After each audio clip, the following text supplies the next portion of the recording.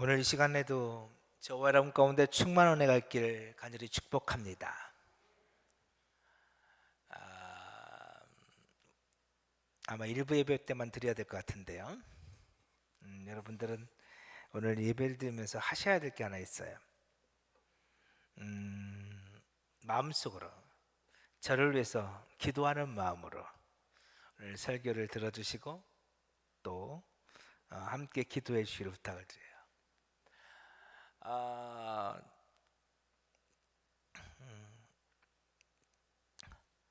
저는 오늘 성령에 대한 말씀을 여러분과 함께 나누려고 말씀을 준비했습니다. 근데 어젯밤은 참 저에게 힘든 밤이었습니다. 성령님이 전혀 제 안에서 일하지 않는 것처럼 느껴졌습니다. 수많은 말씀들의 조각들이 저에게 있었고요. 말씀들이 조각조각 나 있었습니다. 성령님께서 그 말씀들을 맞춰주시기를 원했는데 저는 너무 지치고 피곤했고 또 말씀은 분산되어 있었고 참 어려운 밤을 보냈습니다. 밤새 원고를 썼는데 무슨 원고를 썼는지도 모르겠을 정도로 힘들었습니다. 제가 가끔 그럴 때가 있습니다.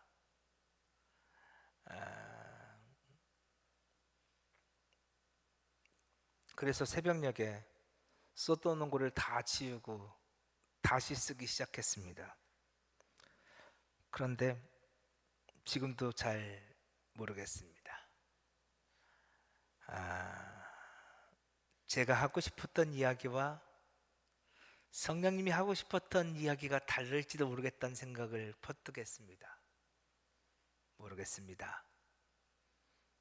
지금도 여전히 제 앞에는 원고가 놓여 있지만 자신이 없고 또 어떻게 말씀을 나눠야 될지 잘 모르겠습니다. 그래서 특별히 일부 예배 먼저 나오신 여러분들에게 말씀을 듣는 가운데 여러분 기도해 주시고 여러분 기도하는 마음으로 들어주시면 감사하겠습니다.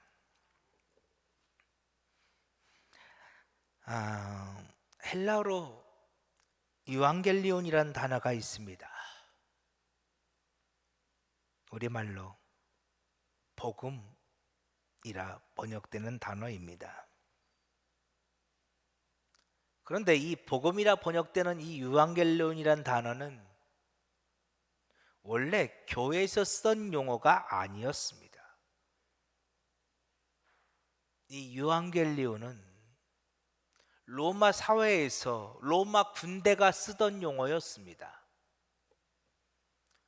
로마군이 전쟁에 나갑니다. 그리고 얼마 후 전령이 달려옵니다. 여러분 그 전령의 말 한마디가 대단히 중요해요. 그가 승리의 소식을 전하느냐 패배의 소식을 전하느냐 이게 국가의 운명을 좌우하기도 하죠. 유앙겔리온은 승리의 소식을 전하는 전령의 소식입니다. 저 멀리서 전령이 달려옵니다. 그가 외칩니다. 폐하, 우리 로마 군대가 전쟁에서 승리했습니다. 전쟁에서 승리했다는 기쁨의 소식, 그것이 유앙겔리온입니다. 바울과 성경의 저자들은 이 단어를 가져다가 성경에서 사용하기를 시작했습니다. 대신 유앙겔리온, 복음이라는 단어 앞에 또 다른 단어 하나씩을 붙여서 사용하기 시작했습니다. 마태복음 4장, 마태는 이렇게 말합니다.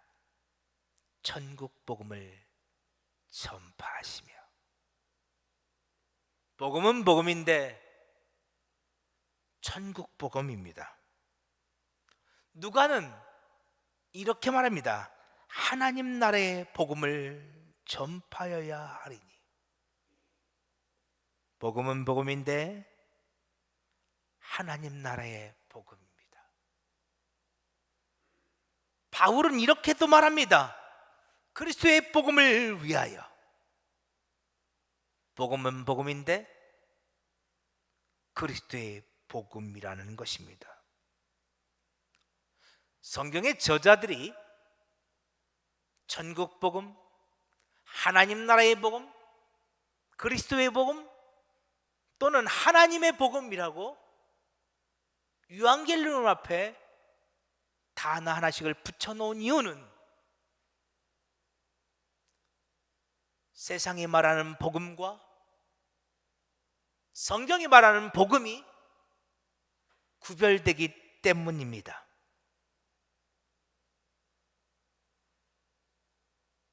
보다 엄밀히 말하면 성경이 말하는 복음은 성령 받지 못한 세상 사람들에게는 복음이 아닙니다.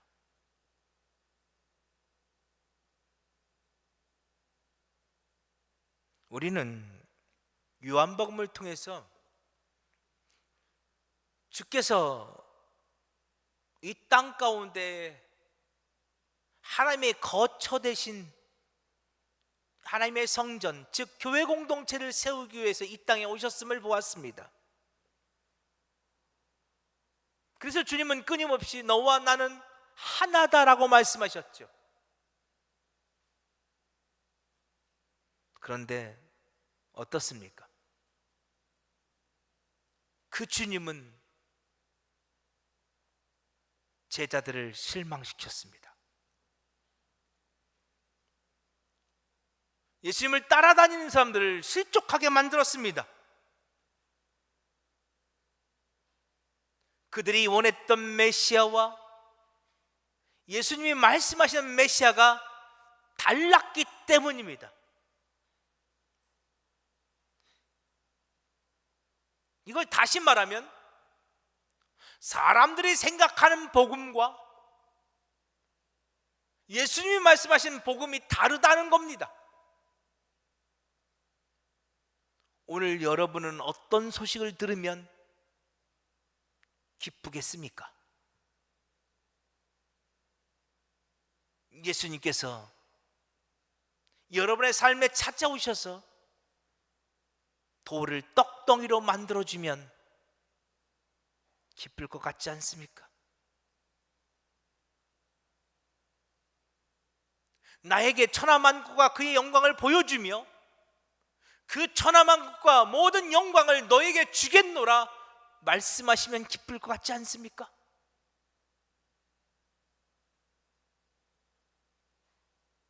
내 삶에도 물을 포도주로 만들어주시고 내 삶에도 물고기 2마리와 보리떡 5개로 수많은 사람들을 먹이시고 나에게 12광주리를 남겨주시면 좋지 않겠습니까?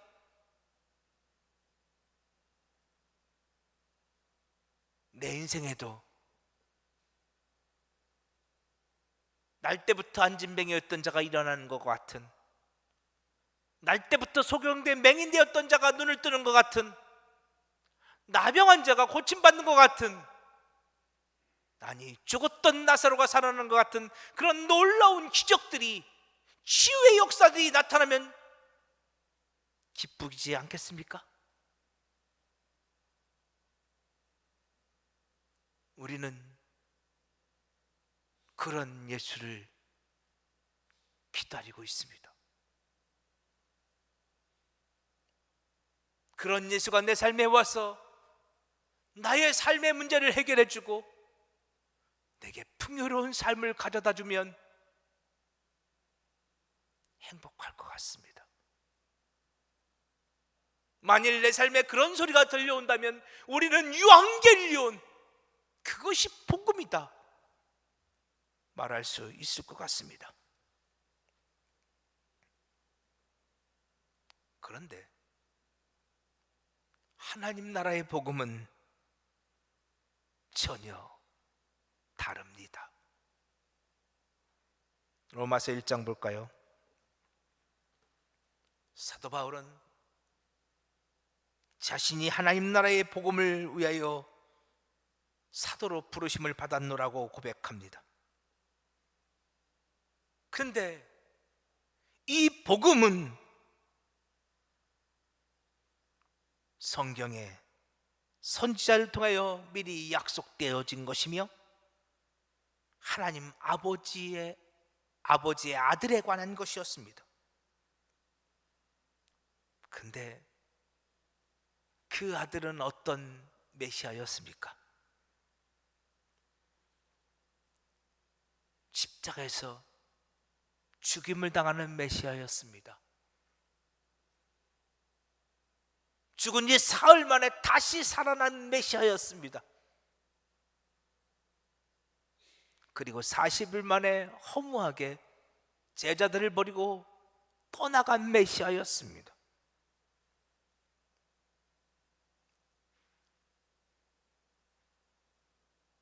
그런데 바울은 이 예수가 하나님의 아들이며 그 예수에 관한 소식이 복음이라고 말합니다. 말씀 계속 보여주세요. 로마서 1장이요.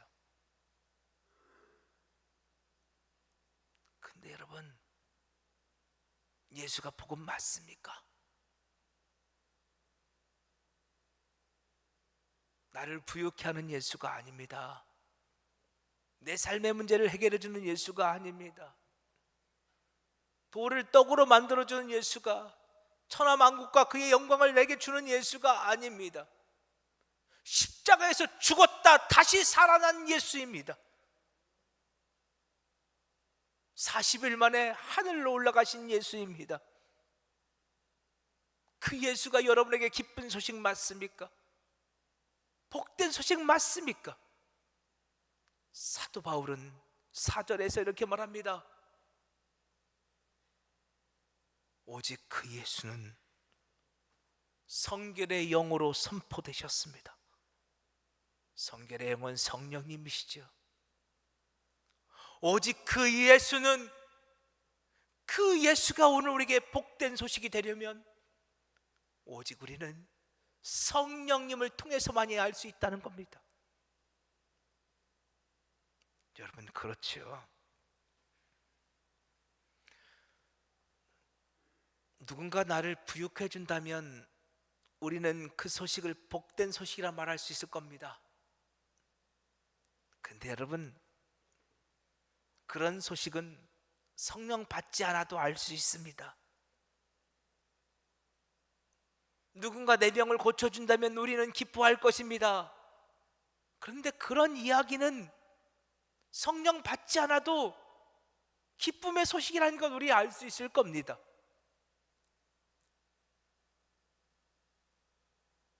세상에는 성령 받지 않아도 우리를 기쁘게 하고 우리를 복되게 하는 소식이 있습니다. 우리가 기대하고 꿈꾸는 메시아, 우리는 그런 메시아를 통해서 내가 기쁨을 얻기를 원하고 내가 복된 삶을 살아가게 하기를 원하지요. 그런데 성경이 말하는 복음은 성령 받아야 믿어지는 복음입니다. 복된 소식입니다. 성령 받지 않으면 성경이 말하는 복음은 복된 소식도 기쁜 소식도 아닙니다. 오직 성령으로만 알 수 있는 복된 소식, 그 복된 소식의 핵심은 예수 십자가입니다.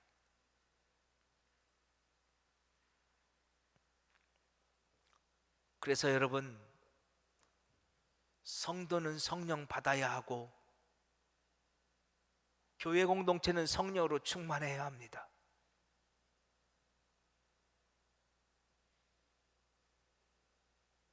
오늘 저와 여러분이 성령 받지 못했다면 성경이 증언하는 예수는 우리에게 복된 소식이 될 수가 없습니다. 우리가 성령 받지 못했다면 우리는 성경이 증언하는 예수를 만날 때마다 실망하고 넘어질 것입니다. 내가 기대했던 예수는 이런 예수가 아니야. 내가 만나기를 원했던 예수는 이런 예수가 아니야. 나는 그런 예수를 만나려고 예배당에 온 게 아니야. 우리는 날마다 그렇게 말할 수밖에 없습니다.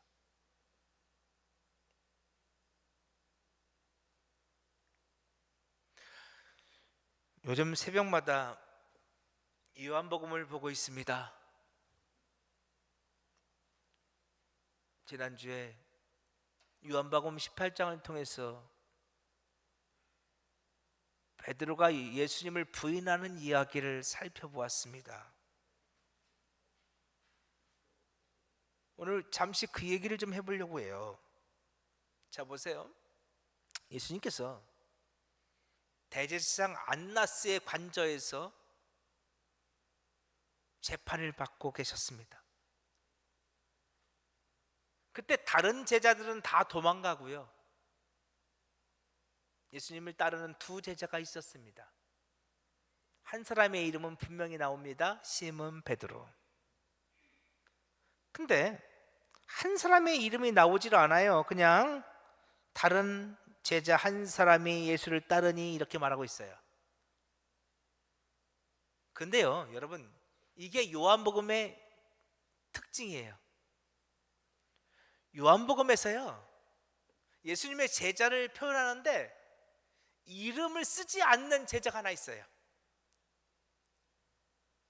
그냥 한 제자가, 어떤 제자가 이렇게 쓰는 제자가 한 명 있어요. 누굴까요? 요한 자신이에요. 그러니까 요한복음에서 이름이 등장하지 않는 제자가 있다면 요한이라고 보시면 맞아요. 그러니까 요한은 자신의 이름을 쓰지는 않아요. 요한복음에서. 그러니까 지금 베드로와 요한이 대제사장 안나스의 관저에서 예수님이 재판받고 계실 때 쫓아간 거예요. 그런데요, 여기서 신분이 좀 나뉘어져요. 이 이름이 밝혀지지 않은 요한이죠. 이 요한은 대제사장의 관저 안으로 들어가게 되어져요. 왜요? 놀랍게도요, 사도 요한은 대제사장 안나스와 친분이 있었다는 거예요. 왜 요한이 안나스와 친분이 있었는지 나중에 말씀드릴게요. 이거 설명하면 또 기니까. 근데 그냥 요한은요, 아주 갈릴리 지역의 유력한 가문의 아들이라는 것만 알고 계시면 돼요. 그래서 대제사장과 친분이 있는 거예요. 반면에 베드로는 뭐 보잘것없는 집안 출신이잖아요. 어부 갈릴리 바닷가에, 그렇죠? 똑같은 갈릴리 바다에 살아도요, 이 집안이 차이가 나는 거예요. 그러니까 베드로는 안나스의 관저 안으로 못 들어가요. 똑같이 따라갔는데 요한은 들어가고 베드로는 못 들어가게 되었죠. 그러다가 요한이 생각해 보니까요, 이거 좀 그래요. 그래서 요한이요, 그렇죠? 문 지키는 여자에게 청을 해요. 저 밖에 저기 저 사람 있지, 나하고 아는 사람이거든요. 저 사람 좀 들여보내 주셨으면 좋겠어요. 그죠? 요한은 아마 예수님이 재판받는 과정에서 매도 맞으시고 정말로 몹쓸 말도 들으시고 그 옆에서 다 지켜보고 있잖아요. 힘들었을 거예요. 요한은 정말 예수님 사랑했거든요. 그러니까 베드로가 옆에 있었으면 좋겠다 생각했겠죠. 그래서 지금 문을 지키는 이 여종에게 베드로 좀 불러달라고 부탁을 하는 거예요. 그래서 17절, 이 문 지키는 여자가 베드로에게 다가가서 물어요. 당신 예수님 제자 맞죠? 여러분, 이거 왜 묻는 거예요? 베드로 잡아드리려고 묻는 거예요? 아니요, 요한이 좀 데려다 달라고 해서. 그래서 베드로한테 당신 요한 친구 맞죠? 예수님 제자 맞죠? 이렇게 묻는 거예요. 베드로 잡아드리려고 하는 거 아니에요. 그런데 베드로가 어떻게 해요? 펄쩍 뛰어요. 무슨 소리? 저런 예수님의 제자 아니에요. 베드로의 부인은 한 번이 아니었어요. 두 번, 세 번으로 이어져요. 세 번째는요, 이런 일도 있었어요. 베드로가 예수님이 잡히는 과정 속에서 품에서 칼을 꺼냈거든요. 그리고 그 칼로 대제장의 종 말고의 귀를 잘라버려요. 저는 베드로가 단지 귀 하나 자르려고 칼을 뺐다고 생각하지 않나요? 어쩌면 베드로는 말고를 죽이려고 했을지도 몰라요. 근데 칼이 빗나가서 단지 귀 한쪽이 떨어져 나간 것이라고 저는 생각하거든요. 아무튼 예수님이 체포되는 과정 속에서 베드로는 사람을 상하게 했어요. 그런데요, 마지막 세 번째 부인의 장면에서 보면요, 베드로가 귀를 자른 말고의 친척이 등장해요. 근데 이 말고의 친척은요, 말고의 귀가 그렇게 잘려나가는 그 현장에, 다시 말하면 베드로가 칼을 휘두르는 바로 그 현장에 함께 있었어요.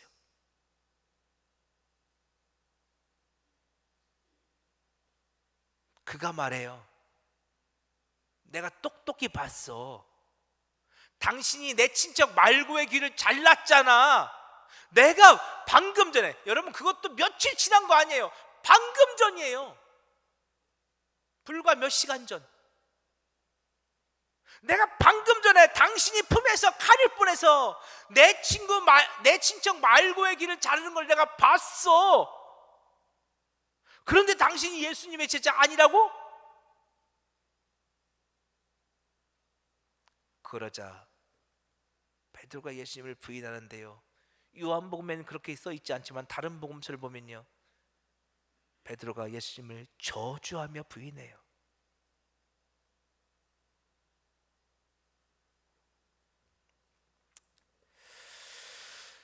그럼 질문해 봐야 돼요. 여러분, 베드로가 왜 예수님을 저주하며 부인했을까요? 저는 지금까지요, 이렇게 생각해 왔어요. 베드로가 두려웠을 것이다. 사람들에게 잡혀갈 게 두려워서 베드로가 그래서 예수님을 세 번이나 부인하고 있는 것이다. 물론 두려움도 있었겠죠. 근데요, 제가 성경을 곰곰이 보니까요, 그게 아니에요. 우리 한번 볼까요? 예수님께서 잡히실 때 로마 군대가 예수님을 잡으러 와요. 심지어 무기도 가지고요. 근데요, 저 군대라는 단어 잘 보세요.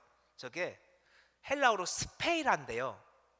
여러분, 우리 군대 가신 분 알죠? 군대 가면 소대, 중대, 대대, 연대 뭐 이런 거 있잖아요. 저 스페이라라는 단어는요, 우리말로 600명의 군대 조직이에요. 군사 600명으로 이루어진 조직이 스페이라예요. 여러분, 예수님 한 명 잡으러요, 군사가 몇 명 왔다고요?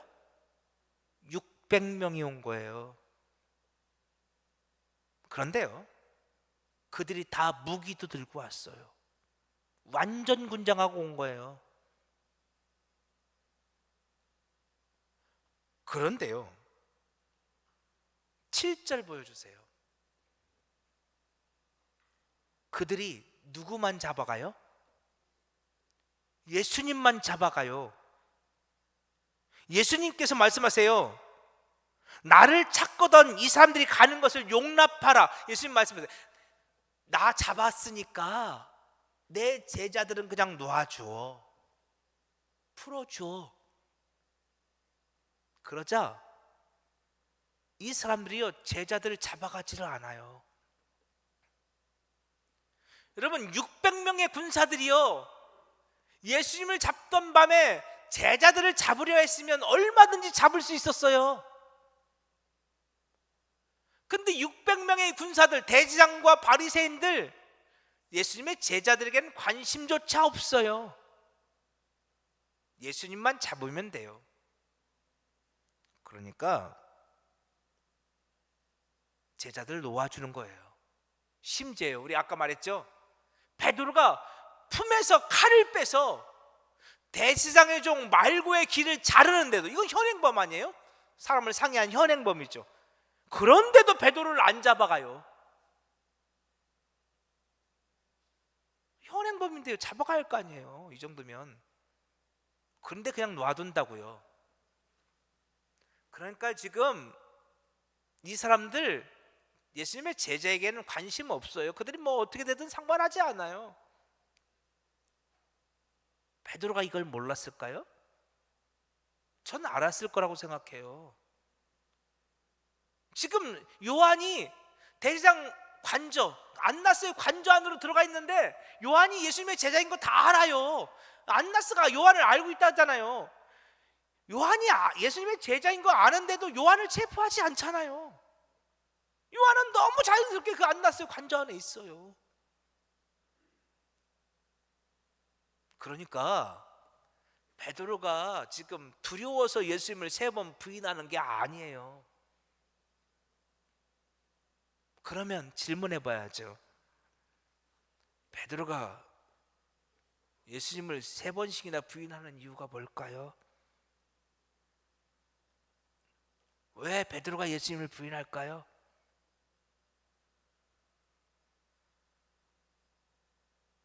지금 저 안나스에게 재판받고 있는 예수는 내가 원했던 메시아가 아니거든요.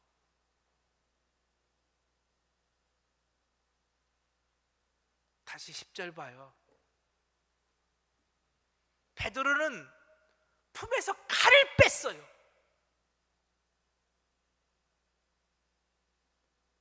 이게 베드로가 원하는 메시아예요. 우리 민족을 구원할 메시아. 칼을 들고 나를 따르라 외치고, 그래서 저 로마를 전복시키고 이 땅에 이스라엘이라는 나라를 다시 건설할 메시아. 근데 예수가 뭐라고 했어요? 칼을 칼집에 꽂으라. 그러면서 자신은 아버지께서 주신 잔을 마시겠다고 해요. 여러분, 이 말씀 베드로는 귀에 딱지가 않도록 들었던 말이에요. 아버지께서 주신 잔이 뭐예요? 십자가요. 몇 시간 전에 마지막 만찬을 나누면서 주님 잔을 주시면서 받아 마시라, 이것이 내 언약의 피니라, 주님 말씀하셨어요. 그리고 십자가를 말씀하시는 거예요. 베드로는 자꾸만 십자가를 말씀하시는 그 예수가 너무 싫었어요. 난 그런 예수를 메시아라고 믿고 따라온 게 아니에요.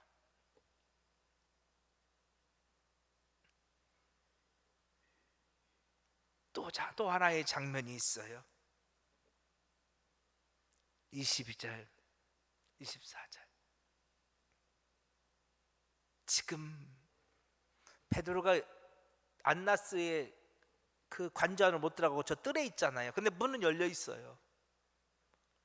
베드로의 눈에 저 멀리 재판받고 매 맞는 예수가 보여요. 사람들이 예수를 때려요. 그런데 예수는 저항 한마디 못해요. 사람들이 예수를 결박해 놓았어요. 그런데 예수는 그 결박조차 풀 수 없어요. 무능력해 보이죠? 무기력해 보이죠?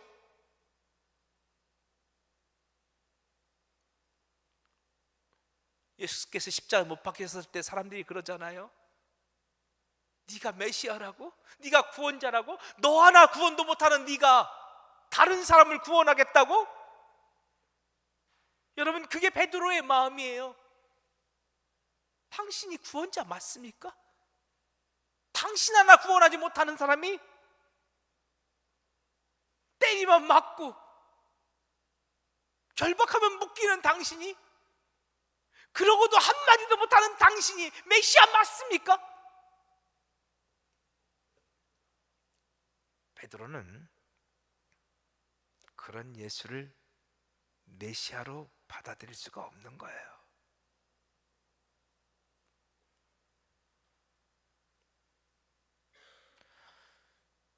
요한은요, 놀랍게도 이 요한복음 18장 말미에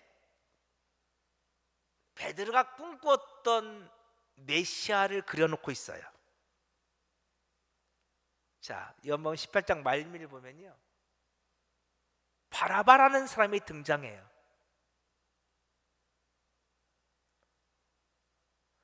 유월절이에요. 유월절 날은 죄수 하나를 놓아주는 관례가 있었대요. 우리로 치면 광복절 특사 같은 거 있잖아요. 예? 대통령 특사들 특별 사면하는 거 있잖아요. 그런 유월절 날 특별 사면이 있었는데 빌라도의 본심은 예수를 놓아주고 싶어요. 그 빌라도가 물어요.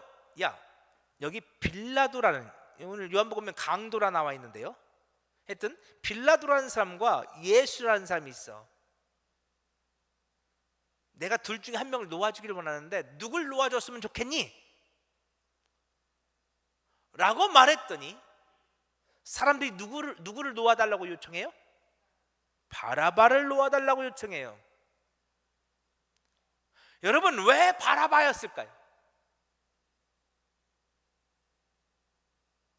왜 사람들은 바라바를 놓아달라고 요청했을까요? 왜 요한은 오늘 예수를 부인하는 베드로의 이야기 속에 바라바의 이야기를 끼워놓은 걸까요? 왜냐하면 이 바라바가 베드로와 유대인들이 꿈꾸고 기대했던 메시아의 모습을 나타내고 있기 때문에 그래요. 요한복음에서는 바라바를 강도라 말하고 있지만 누가복음 23장을 보면 바라바는 성중에서 밀란을 일으키는 사람이에요. 심지어 그는 살인도 했어요. 자, 이렇게 말하면 여러분 이해하기 쉬울 거예요. 청산리 전투의 위대한 장수 누구? 김자진 장군.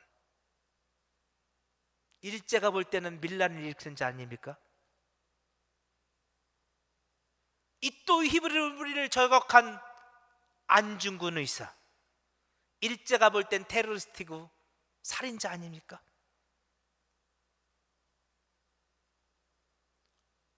바라바가 밀란을 일으켰고 살인을 했다는 말은 그가 유대 독립운동을 이끌었던 장수였다는 것이에요. 그가 지금 여기 왜 잡혀왔어요? 독립운동을 벌이다가. 그는 수많은 유대인들에게 여러분 내가 앞장서겠습니다. 나와 함께 싸우러 갑시다. 다윗과 솔로몬의 같은 그 영원한 나라를 우리 다시 한번 만들어 봅시다. 우리가 생명 바쳐 싸우고 또 싸우다 보면 언젠가는 그런 나라가 회복될 것이라 믿습니다. 바라바는 목숨을 걸고 유대 독립전쟁을 싸웠어요. 여러분, 그 바라바가 베드로와 제자들, 유대인들이 꿈꾸었던 메시아의 모습을 담고 있지요. 부강한 나라, 힘 있는 나라, 다윗과 솔로몬 시대의 영화를 회복하는 나라, 그런 나라를 약속하는 바라바 예수.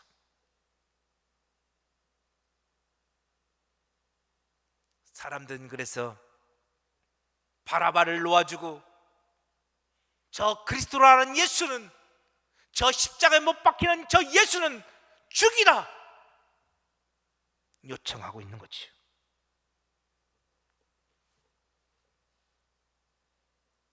아무리 봐도 베드로가 3년 반 동안 쫓아냈던 예수는 그들이 기대했던 메시아가 아닌 것 같았어요. 그들이 원했던 기쁜 소식도, 복된 소식도 줄 수 없는 것처럼 보였지요. 그들이 기대했던 메시아는 십자가에서 죽어버리는 유약한 메시아가 아니었거든요. 심지어는 예수님은 이런 말도 하세요. 자, 36절. 내 나라는 이 세상에 속한 것이 아니니라. 여러분, 이 말씀 한마디가 얼마나 많은 사람들을 실망시켰는지요. 베드로와 제자들과 유대인들은 이 땅의 나라가 회복되기를 그렇게 간절히 소망했는데, 오늘 저와 여러분은 우리가 이 땅에서 우리의 인생의 문제 해결받기를 그렇게 간절히 소망했는데, 내 질병이 치유되고 내 자녀들이 잘 되어지고 우리가 있는 가난이 회복되어지고 내 인생의 문제들이 해결받기를 간절히 소원했는데, 주님이 오늘 우리에게 말씀하세요. 내 나라는 이 세상에 속한 것이 아니니라. 너무 실망스럽지 않습니까? 어떻게 저런 양반을 메시아라고 믿고 따릅니까?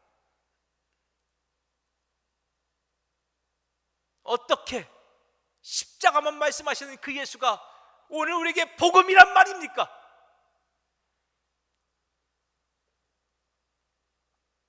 도무지 이해할 수가 없습니다.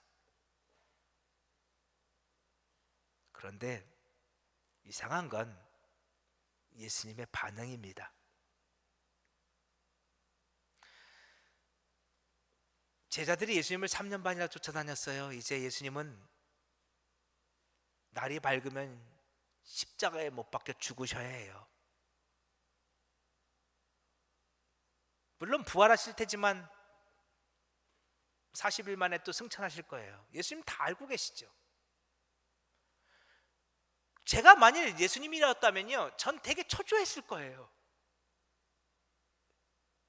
내가 이제 죽어야 되는데 제자들은 하나도 안 변했어요.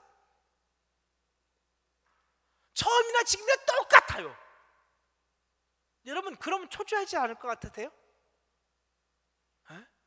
오늘 우리들이 불안이 뭐예요? 나는 점점 나이를 먹어가는데 내가 가만 보니까 우리 아들은 우리 딸은 하나도 안 변했어. 그때 불안감이 엄습하잖아요. 내가 지금 이제 얼마만 있으면 하나님께 부름받아서 내가 죽을 것 같은데, 우리 마음이 그렇죠. 근데 우리 삶은 아무것도 바뀌지 않았어. 그럼 불안하잖아요. 제가 예수님이라면 변화되지 않는 제자들 보면서 되게 불안했을 것 같아요.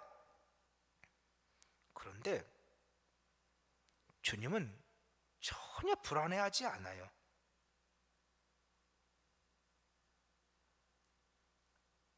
그리고 이 장면은 사도행전 1장까지 이어져요. 자, 이 앞을 보시고요, 우리 빨간 글씨만 함께 읽어보겠습니다. 시작. 예루살렘을 떠나지 말고 아버지께서 약속하신 것을 기다리라. 아멘. 부활하신 주님께서 승천하시면서 말씀하신 거거든요. 심지어 하늘로 올라가시면서도 예수님은 불안해하지 않아요. 예수님의 제자들 이때까지 변화됐습니까? 안 변화됐습니까? 안 변화됐습니다. 6절 보세요. 그들은 여전히 이스라엘 나라에 대한 관심만 가득해요. 그들은 여전히 예수님에 대해요. 예수님, 언제 당신이 이스라엘 나라를 회복해 주실 거예요? 그들은 하나님 나라에 대해서는 관심도 없고요, 이스라엘 나라에 대해서만 계속 고집하고 있어요. 그런데 예수님은 전혀 불안해하지 않으세요. 왜 그러실까요? 요한복음 14장 26절, 성령 그가 오시면 내가 너에게 말한 모든 것을 생각나게 할 것이다. 여러분, 여기서 생각나게 한다는 단어가요, 헬라어로 히포님 네스코인데요, 이 히포님 네스코가 기억을 떠올리게 하다, 상기시키다 이런 말이에요. 이 히포님 네스코가요, 플라톤이 자주 썼던 말이래요. 근데 그건 너무 어려우니까 그냥 간단히 말하면, 오늘 우리 안에 내가 어떤 막 예전부터 들어온 말들이 있어. 근데 그게 도무지 이해가 안 됐어요. 저게 무슨 말이지? 그죠? 여러분, 혹시 그런 거 있지 않으세요? 예전에 여러분 아버지나 어머님이 말씀하셨는데, 근데 내가 어려서는 아버지나 어머니의 말씀이 무슨 말씀인지 몰랐어. 근데 나도 자식을 낳고 키우고 이제 나도 이제 그만큼 그 당시에 아버지 어머니의 나이가 되고 보니까 이제 그 말씀이 이해가 되기 시작해요. 그런 거 있지 않으세요? 이게 히포님 네스코예요. 지금까지는 그 얘기가 도대체 무슨 얘기인지 몰랐어. 근데 어느 날 알았어요. 아, 아버지가 그래서 그때 그 말씀 하셨던 거구나. 아, 그 얘기가 어머니가 그래서 말씀하셨던 거였구나. 아, 이제 알았네. 근데 성령님께서 오셔서 그렇게 하신다는 거예요. 아, 그때 예수님이 십자가를 말씀하시면서 그게 기쁜 소식이라고, 빼앗길 수 없는 기쁨을 줄 거라고 말씀하셨지, 세상 사람들은 이해할 수 없는 평화를 내게 줄 거라고 말씀하셨어. 근데 난 그때, 아니 세상에 십자가가 왜 기쁜 소식이야? 아니 내가 세상에서 미움을 당하고 핍박을 당하는데 왜 내가 평화해? 난 도무지 이해할 수가 없었어요. 내게 있어서 기쁜 소식은 내 삶의 문제를 해결해주고 나를 부유케 해주고 내 자녀를 잘되게 해주는 그런 소식이 기쁜 소식이었지, 예수가 나를 대신하여 십자가에 죽어주셨다는 그 이야기는 나에게 기쁜 소식이 아니었어요. 그런데 성령이 내게 임하시는 순간 내게 그 예수에 대한 그 말씀이, 십자가에 대한 그 이야기가 복음으로 들리기 시작했어요. 아, 그래서 주님이 그때 그렇게 말씀하셨구나. 아, 정말로 십자가가 복음이었구나. 사랑하는 부여자 가족 여러분,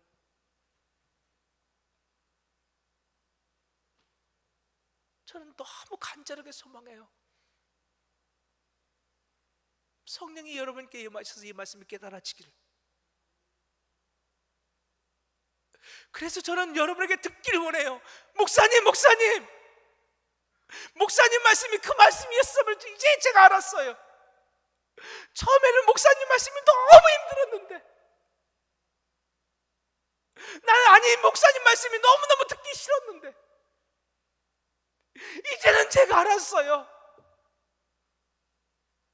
예수 십자가가 복음이라는 그 말씀, 그게 기쁜 소식이고 복된 소식이라는 그 말씀이 이제는 믿어져요. 이건 누구만 하실 수 있다고요? 여러분, 김남현 목사 못해요. 오직 성령으로만 하실 수 있다고요. 그 얘기가 오늘 고린도전서 2장인데요. 그 얘기는 나중에 해야 되겠네요. 그게 고린도전서 오늘 보면 2장인데, 여러분, 사도 바울이 아무리 지혜로운 말로, 아무리 아름다운 말로 미사역을 막 해가지고 복음을 증거해도 안 되더라는 거예요. 사람 말로는 안 되더라는 거예요. 사도 바울이 전했는데도요. 아니요, 더 놀란 것은 예수님이 말씀하셨는데도 예수님의 제자들 못 알아듣잖아요. 사도 바울이 깨달은 게 있어요. 복음 증거다 깨달은 거 뭐예요? 사람 말로는 안 된다. 그럼 어떻게 하면 우리가 그 말씀을 깨달을 수 있어요? 성령의 나타나심으로, 성령의 능력으로. 그게 오늘 고린도서 2장 말씀인데 결론만 제가 말씀드리는 거예요. 예수, 십자가에 달리신 그 예수가 복된 소식, 기쁜 소식이라는 것은 오직 성령으로만 할 수 있구나. 사도 바울이 복음을 증거하다가 절절히 깨달은 거예요. 여러분, 저와 여러분에게도 그 놀라운 믿음의 고백이 있기를 축복해요. 주님, 내가 원하는 것 이루어지지 않아도 좋습니다. 나는 이미 복 받았으니까요. 나 같은 죄인 십자가를 통해서 구원해 주신 것 너무너무 감사합니다. 성령님의 조명하심 가운데서 그 사실이 깨달아지는 사람들, 그들이 바로 교회예요. 그들이 정말로 하나님의 사람들이라는 거예요. 그것이 예수가 증거하고 있는 교회의 모습이에요. 여러분, 그래서 교회는 성령의 공동체고요, 성도는 성령의 사람인 거예요.